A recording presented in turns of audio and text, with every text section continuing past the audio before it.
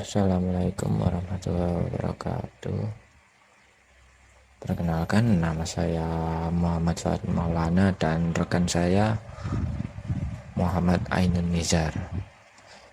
Di sini saya akan menjelaskan tentang pembahasan kami, yaitu UX audit dan analisis pengalaman pengguna pada aplikasi Blockplace.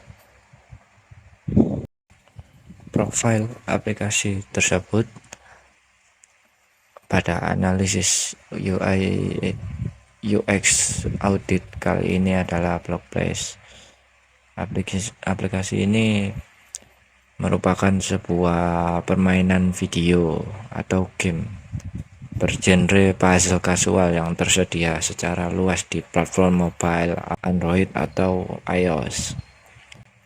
Tujuan utama dari permainan ini adalah menyusun blok-blok yang diberikan ke dalam papan grid berukuran 8x8 untuk membentuk garis vertikal maupun horizontal yang penuh, sehingga blok tersebut akan hancur atau blast dan memberikan poin bagi pemainnya.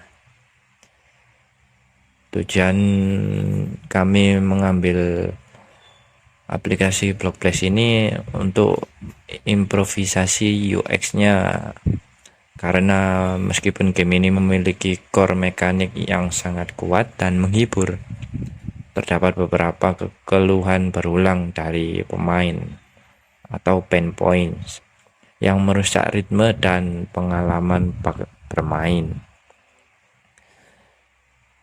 Beberapa tujuan yang sudah kami simpulkan yaitu mengidentifikasi dan memetakan masalah utama pengguna, khususnya terkait dengan tingginya friksi saat kemunculan iklan yang tidak memiliki responsivitas kontrol yang baik pada tombol X, tombol close dari iklan tersebut. Yang kedua, menganalisis kurangnya umpan balik sistem feedback, terutama ketiadaan fitur peringatan dini atau early warning system saat papan permainan hampir penuh.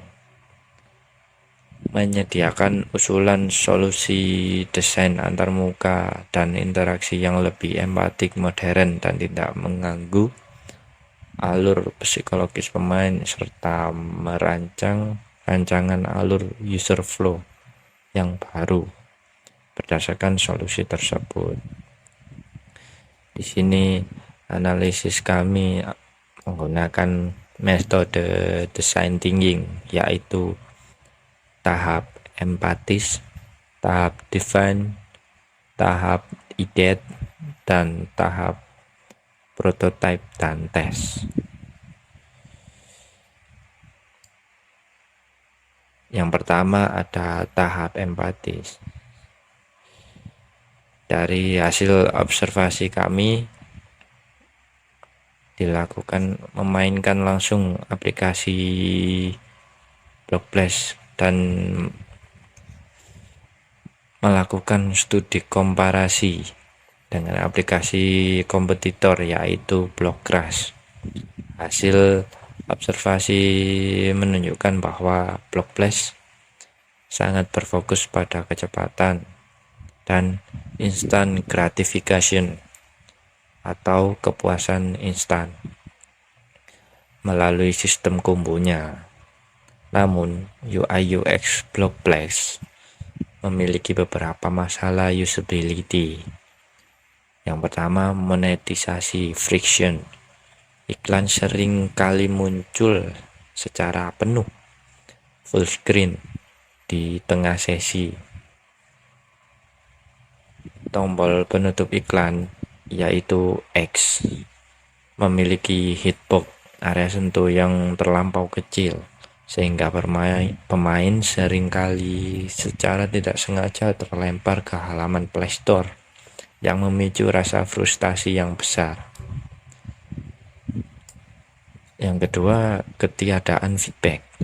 Pemain seringkali mengalami kekalahan, game over, secara tiba-tiba tanpa ada peringatan bahwa area grid sudah kritis. User research yang kami dapatkan berdasarkan riset wawancara dengan pengguna, kami memetakan basis pemain ke 3 jenis profil atau persona responden, yaitu pengguna strategis, pengguna kompetitif, dan pengguna casual. Pengguna strategis mengeluhkan seringnya terjadi gangguan teknis, lag yang memutus konsentrasi.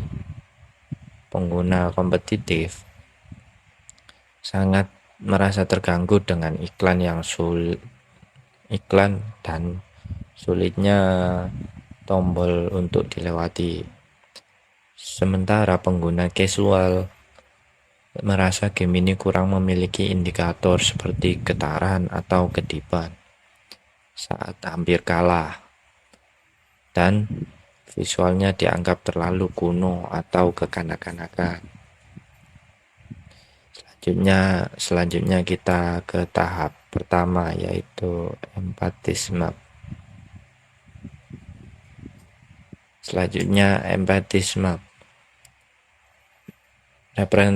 Representasi empatisme dari masing-masing tipe pengguna yang menjadi subjek penelitian kami.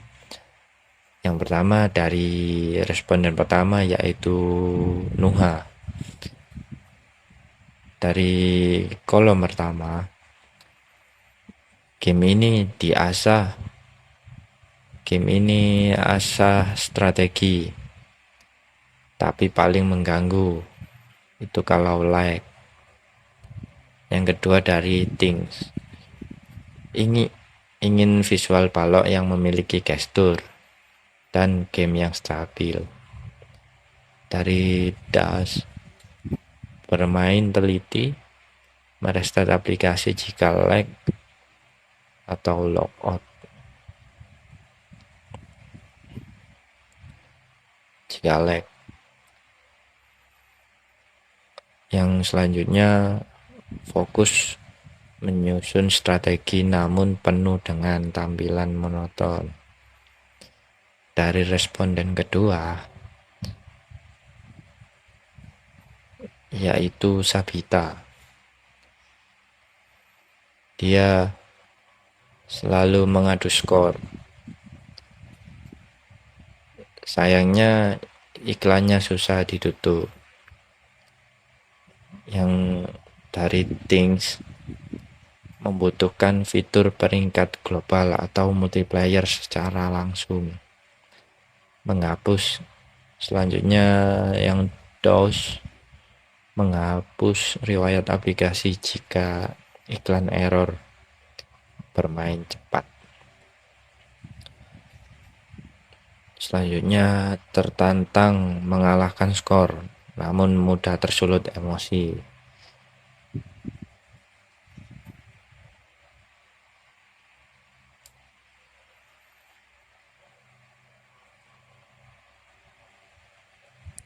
Proses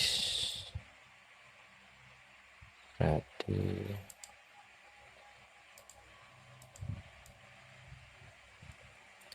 Yang selanjutnya tahap define. Yang pertama persona. Data dari empathy map dikonversi menjadi identitas representatif. Yang responden pertama, mahasiswa di kafe semester 6, menggunakan game ini untuk melatih strategi otak saat jeda kuliah. Sangat sensitif terhadap performa kelancaran frame rate aplikasi. Yang kedua, responden kedua, mahasiswa sama, bermain secara aktif demi mengejar high score. Ia memiliki dorongan interaksi sosial yang tinggi, namun sering emosi karena tombol iklan yang tidak responsif menghambat kecepatannya. Yang ketiga, responden ketiga, mahasiswa sama, bermain murni untuk menghilangkan jenuh tanpa memikirkan skor, namun kritis terhadap keadilan sistem mekanik permainan dan nilai estetika visualnya.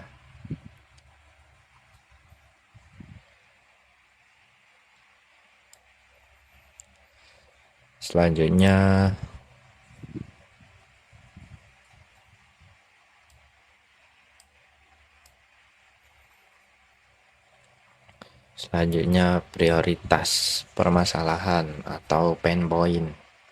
Pain point yang kita ambil ada dua. POV utama, penggunaan aplikasi Blok PS membutuhkan mekanisme permainan yang transparan atau terdapat peringatan dini sebelum kalah.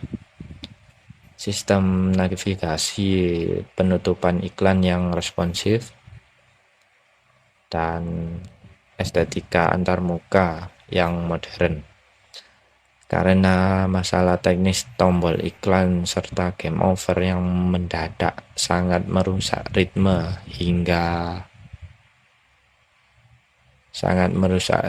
hiburan pengguna.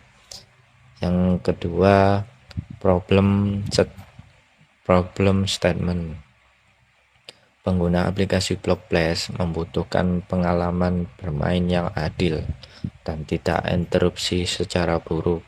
Karena buruknya hitbox tombol tutup iklan serta hilangnya peringatan dini sebelum game over membuat pengguna merasa frustasi, dicurangi oleh sistem dan cepat bosan. Selanjutnya tahap IDET. Dari tahap IDET yang pertama, pain point dan solusi. Dari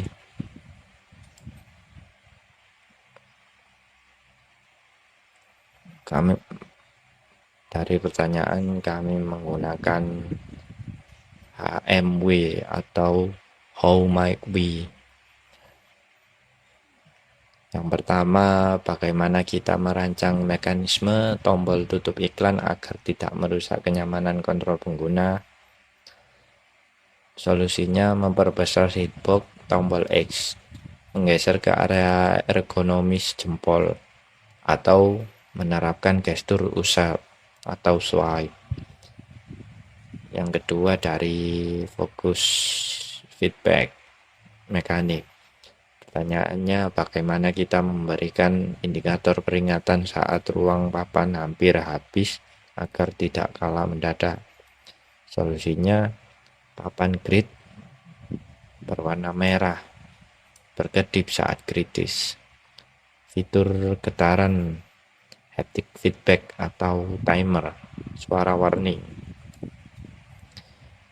Dari fokus sosial dan visual, pertanyaannya bagaimana memodernisasi gaya visual dan fitur sosial aplikasi.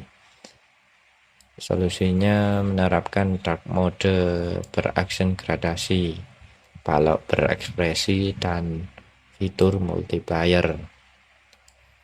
Solusi yang disepakati adalah yang pertama, implementasi mode multiplayer sebagai alternatif monetisasi, menghilangkan model pendapatan yang bergantung penuh pada iklan intrusif, menghapus iklan, dan menggantinya dengan fitur multiplayer atau adu skor real time. Solusi ini dipilih karena tidak hanya menyelesaikan masalah emosi pengguna akibat UX iklan yang buruk, tetapi juga memfasilitasi kebutuhan kompetitif pemain seperti Persona Sabita, sekaligus memberikan aliran pendapatan yang lebih etis dan sehat bagi pengembang. Yang kedua, implementasi early warning, memberikan isyarat visual berkedip ringan di tepi layar serta getaran haptik ketika sisa ruang papan penempatan balok berada di bawah 20%, agar pengguna tidak merasa dijebak oleh sistem saat game over. Selanjutnya adalah tahap prototype. Yang pertama, user journey. User journey menggambarkan langkah emosional pengguna, fokus pada fitur multiplayer dari awal hingga akhir bermain. Poin pertama, discovery dan launch. Pengguna merasa jenuh membuka blog flash dan melihat ada mode baru, multiplayer arena. Yang kedua, engagement, gameplay. Pengguna masuk ke mode multiplayer sistem mencarikan lawan, pengguna beradu susun balok secara langsung real time. Poin selanjutnya critical point. Papan grid hampir penuh. Solusi baru, sistem memberikan peringatan berkedip. Pengguna mengubah strategi untuk bertahan. Selanjutnya result dan monetization. Pengguna menang atau kalah, tidak ada pop-up iklan paksa yang muncul. Selanjutnya retention. Pengguna merasa gameplay adil dan kompetitif tanpa gangguan iklan sehingga mengulangi permainan. Selanjutnya user flow. Dari user flow, berdasarkan diagram alur yang dirancang, user flow untuk mode multiplayer didefinisikan sebagai berikut. Pilih mode. Pengguna memulai dari main menu dan menekan tombol multiplayer. Selanjutnya matchmaking. Sistem melakukan pencarian lawan secara online. Selanjutnya gameplay real time. Pengguna bermain di papan miliknya sambil dapat memantau progres skor lawan langsung. Selanjutnya game over atau result. Pertandingan berakhir ketika salah satu pemain kehabisan ruang. Hasil akhir penampilan menampilkan perbandingan skor dan perolehan poin atau hadiah. Di sini saya akan jelaskan.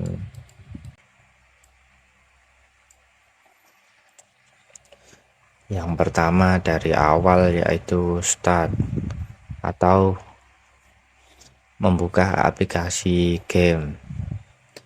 Selanjutnya loading, lalu beralih ke beranda. Di beranda ini ada beberapa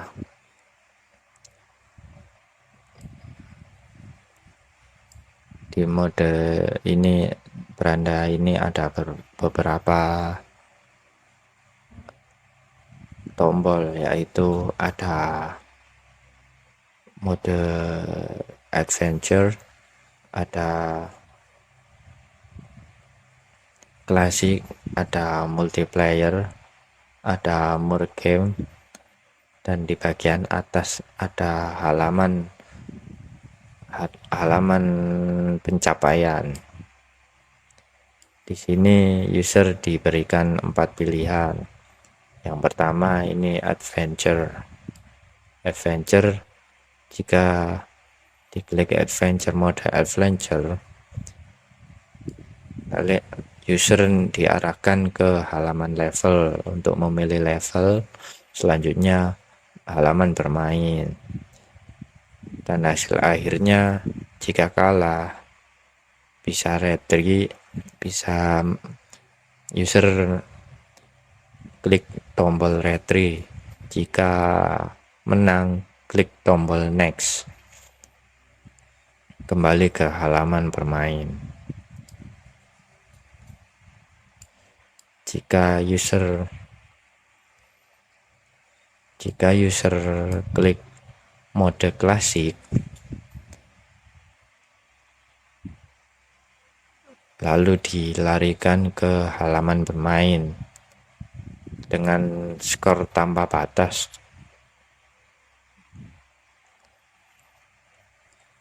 Jika user memilih multiplayer mode terbaru dari solusi kita, user diarahkan ke invite,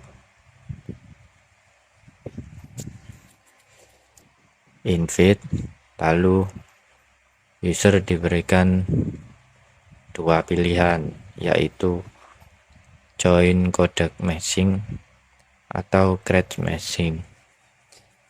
Di sini user diberikan cara invite dengan membuat room matchmaking multiplayer dengan menggunakan kode. Jika user mengklik create matching, user yang menjadi tuan rumah matchmaking dan menunggu untuk invite lawan. Selanjutnya, jika user join kode matching, user harus mendapatkan kode dari tuan rumah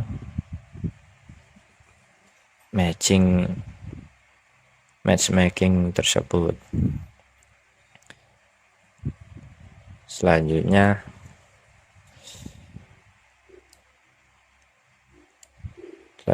ke halaman loading. Jika user join kode matching, user harus input kode.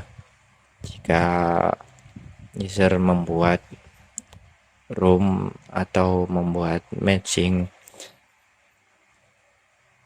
user dialihkan ke loading screen, menunggu lawan masuk untuk menginput kode. Selanjutnya beralih ke halaman bermain. Jika user menang, bisa ke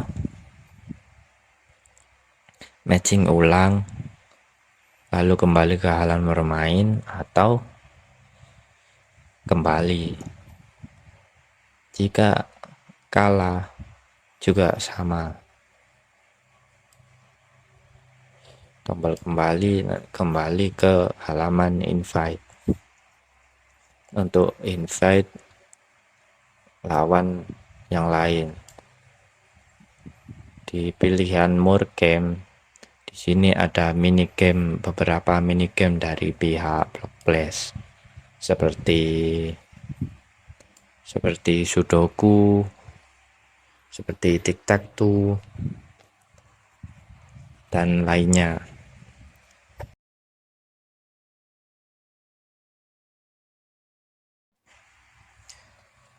Selanjutnya dari wireframe, yang pertama ini adalah membuka aplikasi tersebut, game tersebut, lalu dialihkan ke layar loading atau loading screen.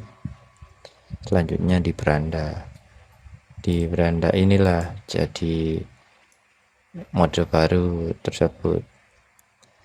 Di sini ada gambar logo dan di sini ada 4 mode permainan, yakni seperti tadi yang dijelaskan di user flow. Yang pertama adalah adventure, yakni selanjutnya memilih level, selanjutnya memilih bermain dengan misi level tersebut. Selanjutnya yaitu mode klasik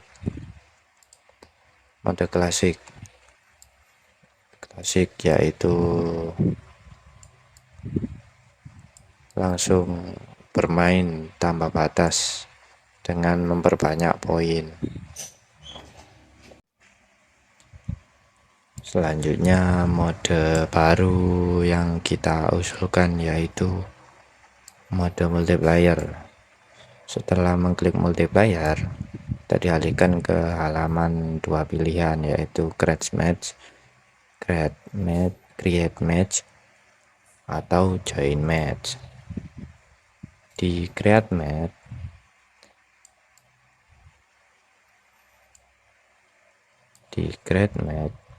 kita dialihkan ke halaman loading halaman menunggu invite kode dari lawan. Di sini diberikan kode untuk di-invite ke lawan. Selanjutnya jika user klik join match, selanjutnya dialihkan ke invite kode. Di sini bisa dituliskan kode tersebut yang didapat dari create match. Selanjutnya beralih ke mode permainan, yakni di sini UI dari salah satu user seperti ini, dan juga jika user lawan juga tampilannya seperti ini.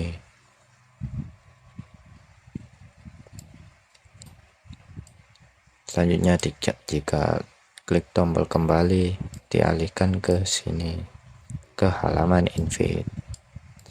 Selanjutnya jika user memilih more game di sini ada banyak, yaitu one line, tic-tac-toe, fruit merge, water shot, onet, sudoku, block slide. Dan di atas beranda sini ada halaman pencapaian atau achievement award jika didapat oleh user. Sekian itu saja dari kami penjelasan ini. Terima kasih. Wassalamualaikum warahmatullahi wabarakatuh.